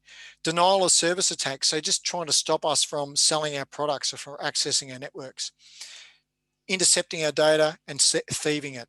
Okay, that's what VPNs help protect against. Or, a really common one, identity theft. All of those can happen really, really easily because the network is now ubiquitous. Okay, it is everywhere. We've got so many unsecured devices connected to our networks. So BYOD devices that we don't necessarily know about. All these security threats are real. What this slide doesn't talk about is the internal security threats, which also exist. And as I said before, that's because of that higher level of trust that we place on those internal systems, because we think, well, they're under our administrative control. We can trust them implicitly. That's not always the case. Particularly if someone from the outside happens to get onto them and then launch attack from the inside, because typically our defenses aren't as stringent against those inside resources they are to the external world. So it's a bit of what you take in one hand, you get in the other. Lots of security different solutions, and again, we're not going to go into too much detail of this because we're talking about networking mainly, but just understand that these are trends. These are things that are becoming more and more useful and more common. So we've got our antivirus and our anti-spyware, which all networks should have. We have our firewall filtering or our access control lists, which are basically security more or less. We have our dedicated firewall systems. We have our intrusion prevention or detection systems. And we have our virtual private networks, which, as I said before, are the ability to encrypt, so mathematically mangle up our traffic so it can't be read, send it to the other end where it's decrypted, and then the endpoints can read it, but no one in between across that internet connection can see what's going on. All right, any questions on that quickly before I go into the lab demonstration? Yeah, Rad asked, who do most network professionals work for? They can work, well, it's anyone.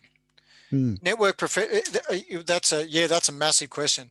You can work in every single possible industry you can think of, education, health, military, government, you name it.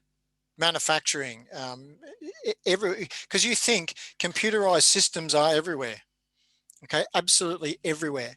And compute systems or even industrial systems, robots, machinery that's connected together, manufacturing machinery, all of that uses some form of networking in order to be able to communicate.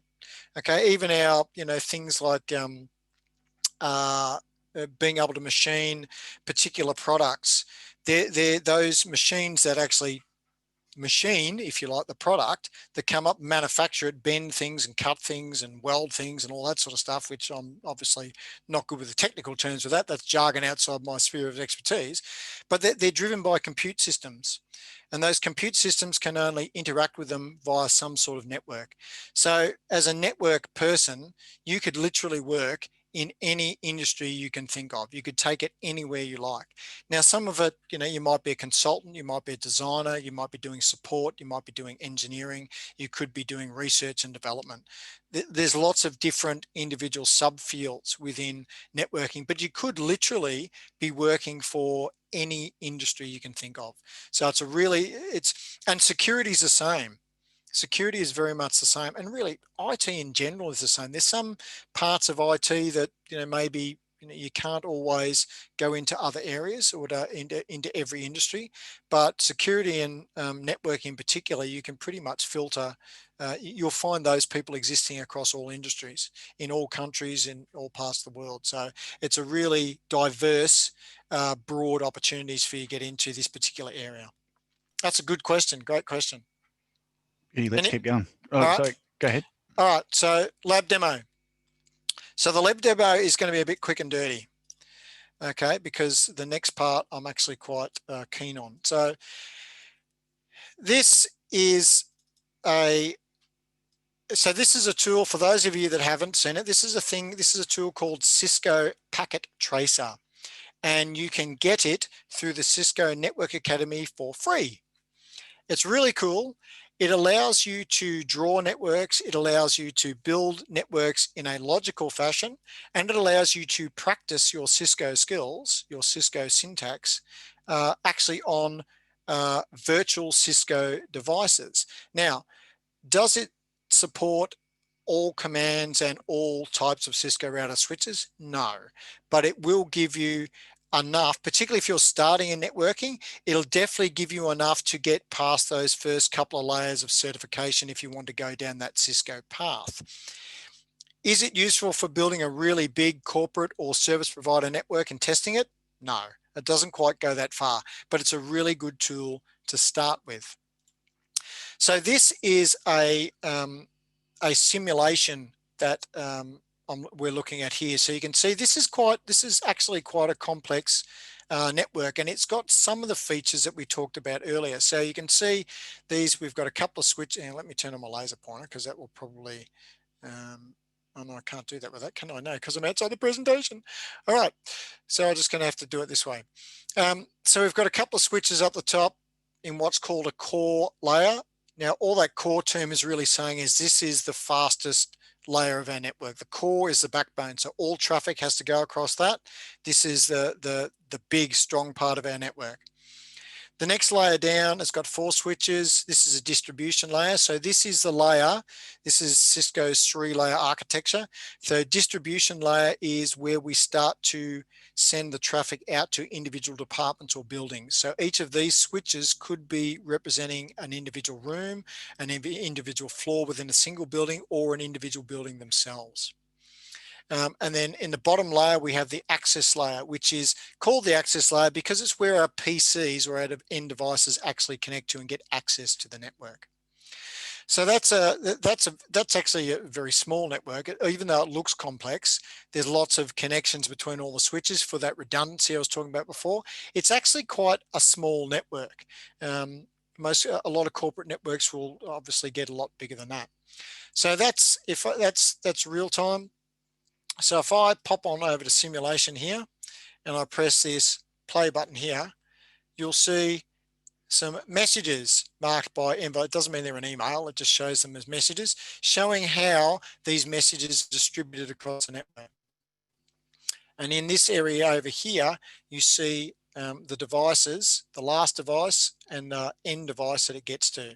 So it's showing you that a message originates from this particular switch here. I think it's going to go again, should go again, hope so. Let's reset it and we'll go again. Goes from here, goes to all the other switches across these links. It then sends out to all the other switches via links.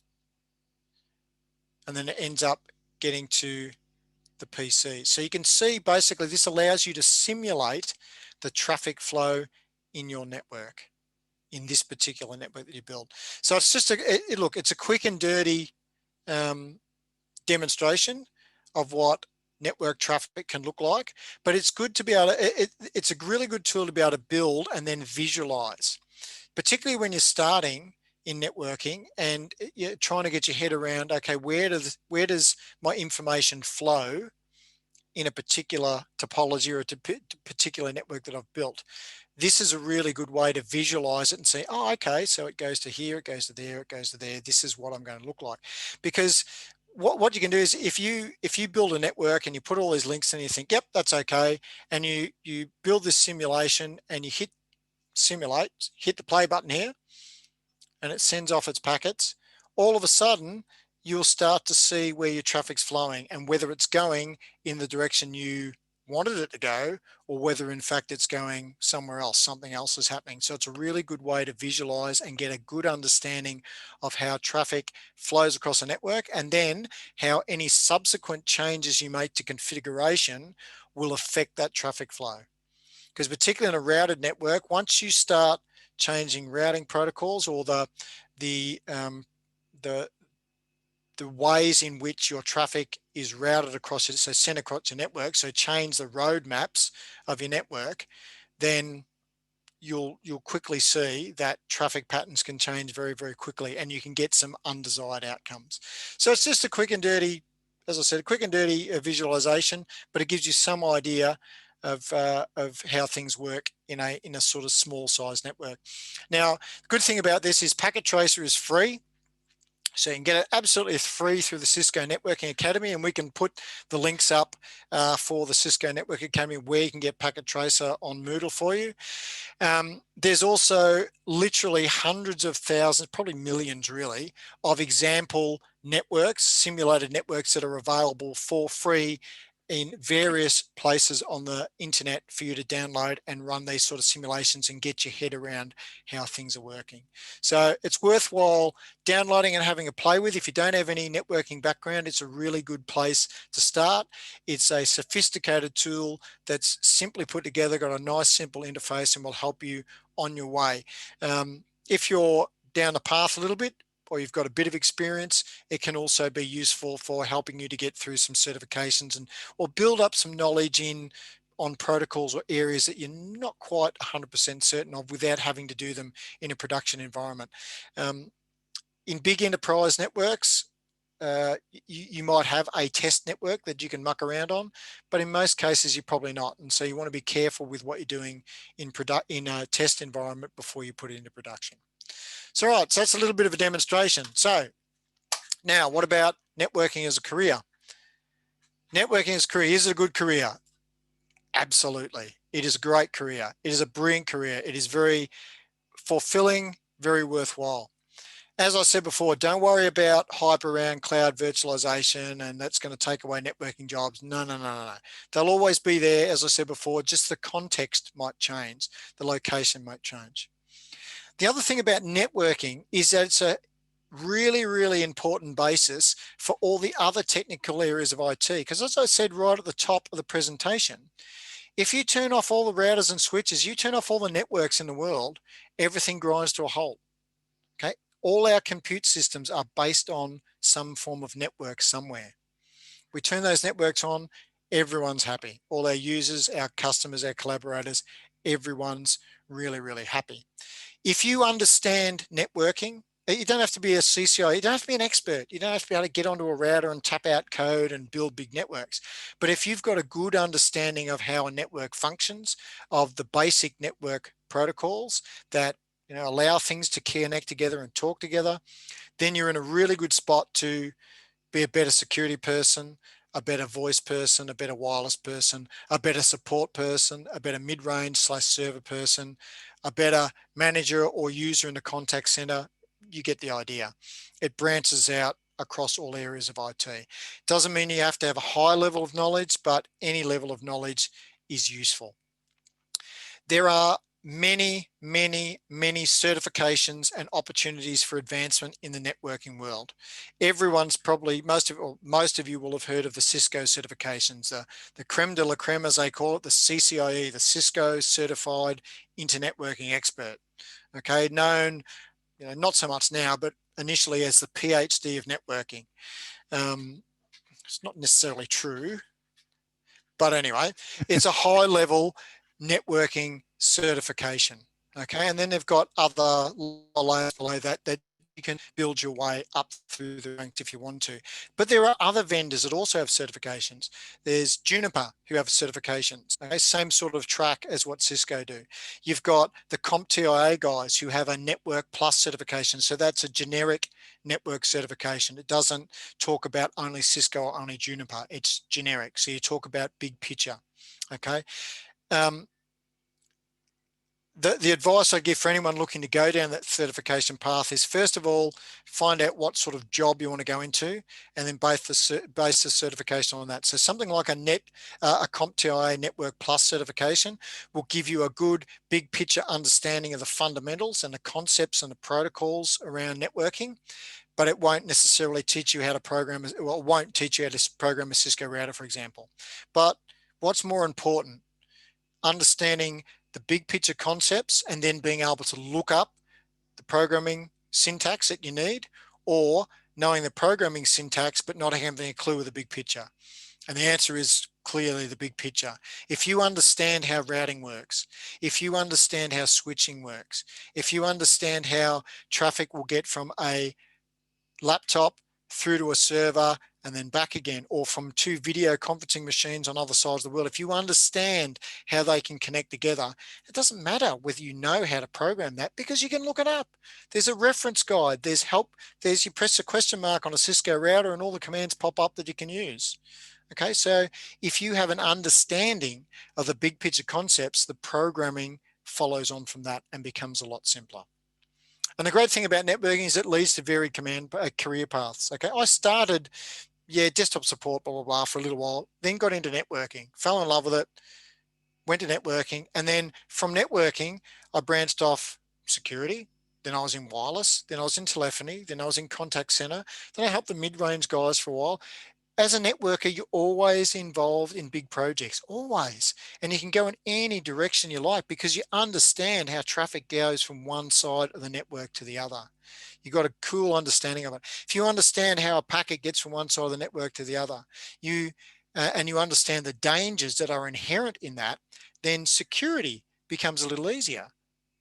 Okay, because you understand how traffic flows. Okay, traffic flows this way, it does this, it does that.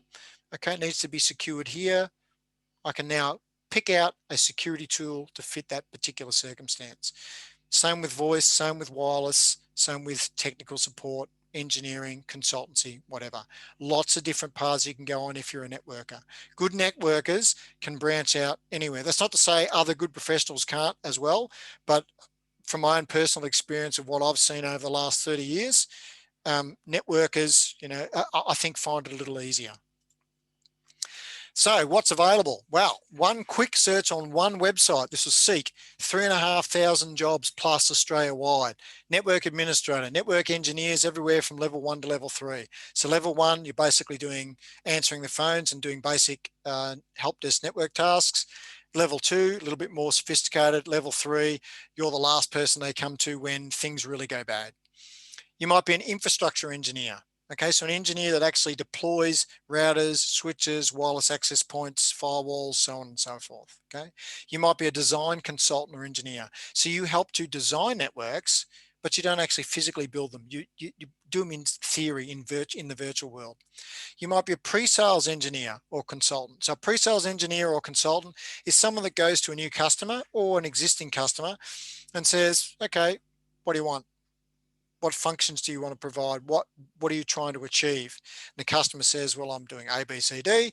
The pre-sales engineer then comes up with a technical solution or a sales solution that will fit that particular problem. Okay, and then they pass it on to the design. They work with designers and network engineers and infrastructure deployment engineers to get the whole job done. But they're that first point of contact. They're the guys that are there to engage the customer before the sale actually goes through. You might be a contact center engineer. Okay, so that's someone who builds contact centers or call centers. Unified communications, so that's talking about IP telephony, basically, and all the other subsystems, that the collaboration subsystems that plug into that, depending on the vendor you're talking about. You can also work in wireless as an engineer or in support, etc., etc., etc. So lots and lots of jobs available. What can you expect to be paid? The first thing I'd say is be realistic. Think about what your level of experience really is. So for example, if you're straight out of uni and you've had none or less than 1 year of experience in the network world, you're not going to get a 100K job. Okay, very unlikely. You might, but very unlikely. And there's probably someone out there that says, ha ha ha, I've got one. Okay, good on you. If you have, I'd take my hat off to you because that's a great achievement. But in most cases, that's not going to happen. So you've got to sort of think, all right, where do I fit? Where do I fit? And there's plenty of people that don't have a lot of experience, but are just really clever people and are really good at networking. And so they're worth a bit more money. So the level of experiences you got is not necessarily going to limit you, but it depends on other factors as well. Okay, just as there are people that have worked in networking for a long time, yet have never really progressed so far. They're still in the old habits, old ways. Okay, so that's the way it works in all ways of life. So 40,000 would be, I would say, an absolute base level support, entry level type job, up to 6 figures easily, potentially more, depending on what you're doing and who you're working for. So what do you need for a starting position? Not a lot. You need to have a little bit of ingenuity, some get up and go, like typical sort of things that you need for any job, but something simple like a CCNA, so Cisco Certified Network Associate type qualification for a junior engineering role, or a Network Plus certification, as I was talking about before, for a support role. Something like that would be a good way to start. Not the only way, but a good way to start. You could, of course, find yourself in a help desk support role and then branch out into networking that way without having to do any certification. And you can always transfer within in organizations once you get the foot in the door. 6-figure jobs. So for the big bucks, you'll need probably 7 to 10 years plus experience. Not too many people that will earn that money. There are exceptions to every case, of course. So as I said before, the people that have got a great aptitude for it, work their butts off, and very bright people, there's always going to be people there. But generally, you'll also need some sort of higher level qualification like a CCIE or a JNCIE, which is a Juniper Networking Certified Internet Networking Expert. So the Juniper equivalent of Cisco's flagship certification. Note that CCNP, so the middle certification of Cisco, the network professional, is not really a high-level certification. You might, it's probably a little higher than what it used to be, given the way they've recently changed exam structures, but it's at mid-level. So again, mid-level, you could be expected to, get up towards maybe 80, 90, 100,000 type range, depending on your experiences and other places you've worked for. But the point is the money's there. Money for network and security as well. The money is really there. If you can get your certifications, you work your butt off, and you show yourself to be a really good work, because those sorts of things are always going to be required. The qualifications, technical qualifications, are a byproduct. They're a part of it, as is the experience. But that healthy attitude, as Bruce Lee used to say, you can teach people technique, but you can't teach them attitude. If you've got an ordinary attitude, you'll always have an ordinary attitude. So if you go into it with an open mind, have that growth mindset of there's nothing in this industry I can't learn, then you will go a long, long way. So always be on the lookout for learning something new. Don't limit yourself to what you are today. Go out big picture. And, that's a philosophy that everyone at IT Masters has. So is it worth it? Absolutely. I hope you've got that from the last 2 hours nearly, sorry. Yes, it is absolutely worth it. There are varied opportunities. There's massive room for growth. There are great travel opportunities if you like that part of it, to become engaged with a global company and travel around the place. And there are some absolutely rocking trade shows. Some of the trade shows you get to as a networker are just absolutely brilliant. And there's other ones as well. Microsoft one's apparently pretty good. I've never been to that, but there's some good ones in security. But the network trade shows, absolutely fantastic. And the other thing about it is you have a little bit of bragging right, really, because not many people really know how networks work in the background. It's a bit of a unique, interesting skill set. It's a bit like, that's why I like security as well. You know, we're sort of the backroom guys, the black ops guys. We stay in the back, and people see the blinking, flashing lights and go, well, they're blinking and flashing, so something's working, but they've got no idea what's actually going on. And it's kind of cool to have that understanding of what's going on in the background. So hope it's come across. I'm really passionate about it. I love it. And I absolutely think it's a worthwhile and productive way to spend your working life. So there's some additional IT Masters resources. So we have a number of free short courses. I'm quite happy to say that I've been involved with with a few of those. In fact, the Cisco CCNA course was, at one stage, the most popular course IT Masters had ever run as a free short course. I think it's been overtaken now, but we won't talk about that. They've also got some great postgraduate courses. As said, this is the one which I do most of my work on, and a whole range of different university subjects which allow you to look at a whole heap of other areas outside of network and security. And there's project management, and there's all sorts of really interesting stuff you can get into. So really cool area to get involved in. A growth industry, whether it's networking or not. IT is a growth industry. It's not going anywhere. Certainly some place that if you're going to invest your knowledge in, it's not a silly choice. Of course, the best IT master subjects are those two there. 581 Cybersecurity Fundamentals and 526 Practical into Networking. I cannot recommend these high enough. The guy that runs them is absolutely fantastic. He's a great guy. Okay, all right, I'll just be quiet. But they are fantastic subjects, and I urge you that, you know, if you're going to enroll in a master's, and I urge you to do, or a grad student, or whatever you want, make sure you pick those two subjects, because the guy that runs them is an absolute legend. All right, on that, have we got any questions? We've got hundreds of questions, but no time to do them. Yeah, sorry, that's because I talk too much. I'm sorry, everyone. Well, no, I love it. Thank you so much. You're bang on about the bloke running these subjects being a legend. And I guess I just want to add, you know, all of this discussion about, you know, where you can get into the job market. That's really a lot of the driver behind this particular course. You know, we've most of the people that we have been speaking to for 15 years already have a toe in the water in IT, but it's a really interesting, slightly terrifying period of change, and it's about managing that process. And you know, part of the reason we want to do these short courses, so for some people, starting in that 40K job isn't realistic. You know, taking into account all of the other factors in their life. So we're looking at ways to sort of maybe skip a couple steps, do a bunch of these short courses, maybe if you don't have the time to do a bachelor degree, and go straight into a grad cert or something like that. And the idea is, you know, whatever you need out of, I guess, your career transition, if you're considering it, just have a chat with us and we can help. People like Matt are incredibly passionate about it. I love talking about, I guess, the pathway side of things, and I know Hannah likes talking about it in the marketing. You know, let's have a chat and see what we can come up with.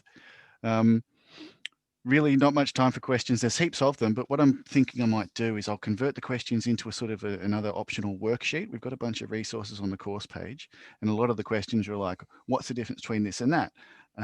Which is better out of this and this? Which, you know, sort of media does X sort of system rely on? I'll probably just convert them as much as I can into the forms of like quick little questions for you to just work through and just sort of consolidate the understanding that you get from this webinar and from the extra work that you do with the resources that Matt's curated for you. Any of the others I'll just enter into a forum, and some of the more experienced folk and Matt and me can sort of work through the questions as well. Yeah, there's I've just scrolling through the questions now, some absolute rippers in there. Yeah. Some really good questions. So thank you for all those. And of course, the other thing is you can also pop them onto a discussion forum as well. Or I shouldn't say that because I haven't actually looked. Do we have a discussion forum? Do we not? We do. In fact, there's a great. I'm glad I didn't mess that up at the last second. No, absolutely. So I'll chuck that worksheet onto the resources page, and I'll chuck some of the ones that I can't just turn into a quick, simple question in the forum as sort of a discussion prompt. Matt's put a really interesting prompt in there. He's certainly got a biased position on the discussion forum prompt. And there's I'm hurt. what you do? You don't think Yeah, tokens going absolutely. anywhere? No, absolutely not. But there are other positions.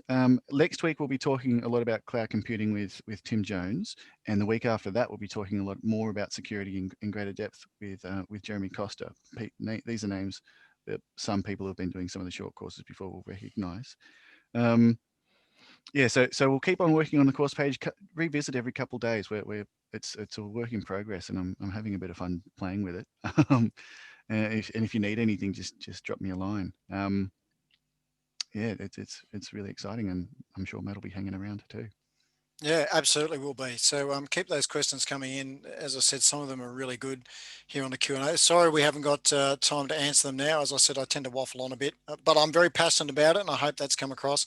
But just finally for me, I want to thank a really big thank you to Guy for putting all this together. You do a tremendous amount of work. It is never boring working with you. It is always fun. It always has been, and I'm sure it always will be into the future. I love doing these short courses with you. You're just a gun, an absolute legend, and I can't praise you highly enough. And also thank you to Hannah also for being online and helping out with everything. I understand, with me talking 2 hours of your time taken out of your life. So thank you very much for everything you guys do. It is greatly appreciated from my point of view. Legend. Thanks a lot. Thanks everyone for coming along. We'll maybe end it there. Thanks, Matt. All right. Thanks. Bye, everyone. Hope you enjoyed it.